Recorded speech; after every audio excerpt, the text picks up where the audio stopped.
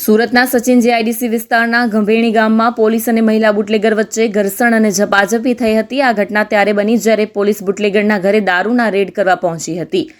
મહિલા બુટલેગર, જેની ઓળખ નૈના તરીકે થઈ છે, તેણે પોલીસ સાથે દલીલબાજી કરી અને દાવો કર્યો કે તેણે લાંચ આપી હોવા છતાં પોલીસ રેડ કરવા આવી છે। ઘટનાના વાયરલ થયેલા વિડીયોમાં જોઈ શકાય છે કે જ્યારે એક પોલીસકર્મી કોઈને ફોન કરવાનો પ્રયાસ કરી રહ્યો હતો ત્યારે મહિલા બુટલેગરે તેનો ફોન ઝૂંટવીને જમીન પર પછાડી તોડી નાખ્યો હતો।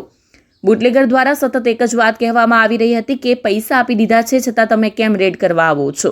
આ ઘટના બાદ સ્થિતિ વધુ તંગ બની હતી અને પોલીસ અને બુટલેગરના મળતિયાઓ વચ્ચે શારીરિક ઝપાઝપી થઈ હતી।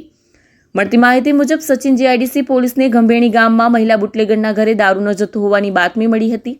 બાતમીના આધારે પોલીસે રેડ કરી હતી। પોલીસના જણાવ્યા અનુસાર રેડ દરમિયાન 118 લીટર દેશી દારૂ કબજે કરવામાં આવ્યો હતો। પોલીસે મહિલા બુટલેગર નૈના અને તેના પતિ વિરુદ્ધ ગુનો દાખલ કર્યો છે અને હાલમાં સમગ્ર મામલાની તપાસ ચાલી રહી છે। આ ઘટનાના વિડીયો સોશિયલ મીડિયા પર વાયરલ થયા છે, જેના કારણે લોકોમાં ભારે રોષ જોવા મળી રહ્યો છે। લોકો પોલીસની કામગીરી પર સવાલો ઉઠાવી રહ્યા છે અને કાયદો અને વ્યવસ્થાની સ્થિતિ સામે પણ પ્રશ્નો ઊભા થયા છે। વિડીયોમાં મહિલા બુટલેગર અને તેના સાથીઓ પોલીસ સાથે જે રીતે વર્તન કરી રહ્યા છે તેનાથી લોકોમાં આશ્ચર્ય અને નારાજગી જોવા મળી રહી છે। પોલીસના ઉચ્ચ અધિકારીઓએ આ ઘટનાની ગંભીર નોંધ લીધી છે અને તપાસના આદેશ આપ્યા છે। હાલમાં એ જોવાનું રહેશે કે આ મામલામાં પોલીસ દ્વારા આગળ શું કાર્યવાહી કરવામાં આવે છે અને કાયદો અને વ્યવસ્થાની સ્થિતિને કેવી રીતે જાળવી રાખવામાં આવે છે। જોતા રહો સુરત ક્રાઇમ ન્યૂઝ।